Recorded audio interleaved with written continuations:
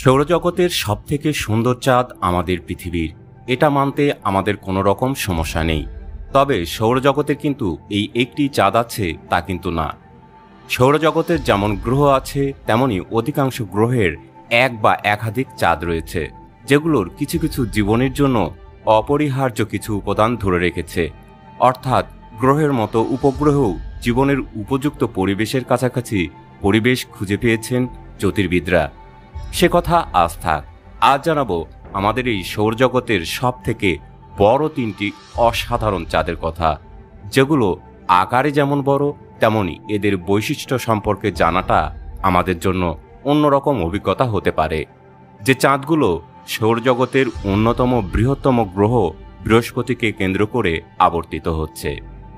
বৃহস্পতির বরফ ঘেরা চাঁদগুলি আমাদের সৌরজগতের গঠন এবং বিবর্তনের বিষয়ে আমাদের বোঝার জন্য অনেক সুযোগ প্রদান করে। এগুলোর প্রত্যেকটিরই অনন্য বৈশিষ্ট্য রয়েছে যা বিজ্ঞানীরা অধ্যয়ন করছেন।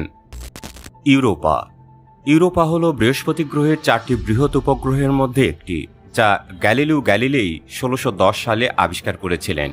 এটি আমাদের সৌরজগতের সবচেয়ে মসৃণ এবং আকর্ষণীয় বস্তুগুলির মধ্যে একটি এবং বরফের নিচে লুকিয়ে থাকা সমুদ্রের সম্ভাবনার জন্য বিখ্যাত, যেখানে জীবনের অস্তিত্ব থাকতে পারে বলে মনে করেন গবেষকরা। বিজ্ঞানীরা বিশ্বাস করেন যে এই বরফের নিচে একটি বিশাল সমুদ্র রয়েছে, যার পরিমাণ পৃথিবীর সমস্ত মহাসাগরের চেয়ে বেশি হতে পারে। ইউরোপার বরফের আবরণের বিজ্ঞানীরা বেশ কয়েকটি গরম বিন্দু শনাক্ত করেছেন, যেখান থেকে অস্বাভাবিকভাবে উচ্চ তাপমাত্রা বেরিয়ে আসে।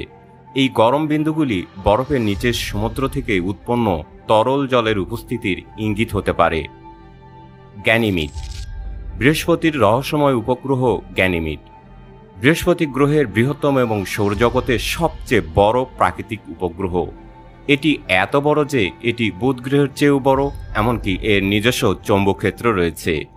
গ্যানিমিড দীর্ঘদিন ধরে বিজ্ঞানীদের আগ্রহের কেন্দ্রবিন্দুতে রয়েছে, কারণ এটি জীবনের সম্ভাবনা সহ বেশ কয়েকটি রহস্য ধারণ করে। গ্যানিমিডের পৃষ্ঠ বরফ এবং শিলা দ্বারা গঠিত।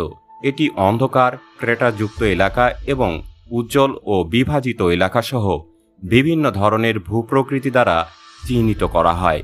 বিজ্ঞানীরা বিশ্বাস করেন যে এই ভূপ্রকৃতিগুলো ভূতাত্ত্বিক প্রক্রিয়া এবং বরফের নিচের সমুদ্রের সাথে জড়াজড়ি ক্রিয়ার ফলে তৈরি হয়েছে।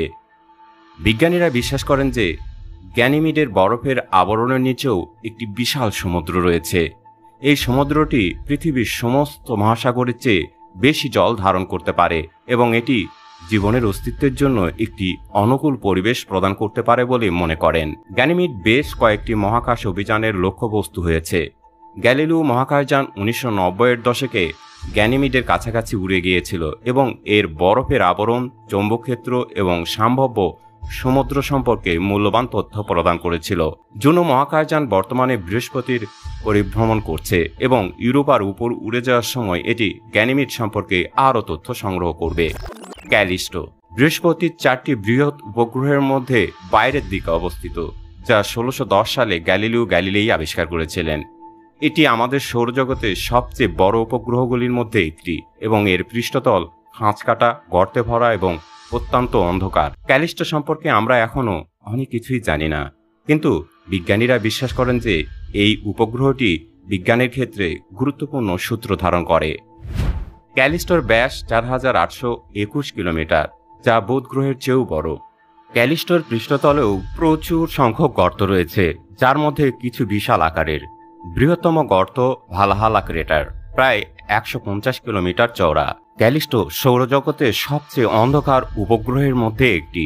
এর পৃষ্ঠতল তাপমাত্রা 14% সূর্যের আলো প্রতিফলিত করে, যা সম্ভবত অন্ধকার শিলা এবং বরফের মিশ্রণ দ্বারা গঠিত হওয়ার কারণেই হয়। ক্যালিস্টোর অভ্যন্তরীণ অংশ বেশ গরম, যার কারণ এখনও সম্পূর্ণরূপে বোঝা যায়নি।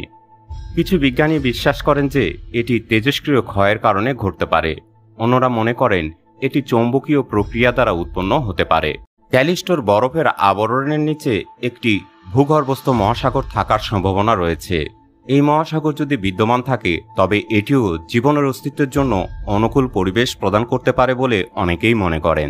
নাসা ইউরোপা ক্লিপার নামে একটি নতুন মহাকাশযান উৎক্ষেপণ করবে, যা বৃহস্পতির এই গুরুত্বপূর্ণ 4টি বড় উপগ্রহ ঘনিষ্ঠভাবে অধ্যয়ন করবে, যেখান থেকে আমরা ভবিষ্যতে আরও তথ্য বিস্তারিতভাবে পাব, যা থেকে এমনও হতে পারে আমাদের সৌরজগতের অনেক রহস্যের সমাধান আসতে পারে।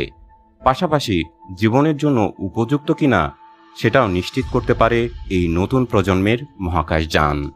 এরকম তথ্যমূলক আরও ভিডিও দেখতে চাইলে আমার চ্যানেলটি ভিজিট করতে পারেন। ভালো লাগলে সাবস্ক্রাইব করে অনুপ্রাণিত করতে পারেন।